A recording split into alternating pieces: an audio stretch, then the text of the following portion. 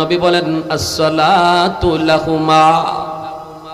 এ যুবক, এক নাম্বার হলো বাপ মার জন্য তুমি বেশি বেশি দোয়া করো, যেই দোয়াটা আল্লাহ কোরআনের মাধ্যমে শিখাইছেন।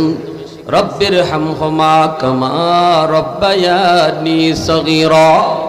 আল্লাহ তুমি আমার আব্বা আম্মার উপরে রহম করো, যেইভাবে শিশুকালে আমার উপরে আমার মা আমার বাবা রহম করেছেন, শিশুকালে যেভাবে আমাকে মায়া করেছেন, আল্লাহ তুমি এইভাবে মায়া করো। রব্বুল আলামিন দোয়া শিখিয়ে দিয়েছেন আল্লাহ। আর আল্লাহ বলেছেন, বান্দারে আমার কাছে যখন বাপ মার জন্য তুমি দোয়া চাইবা, শিশুকালের কথাটা ইয়াদ করায় দিও আমি আল্লাহকে।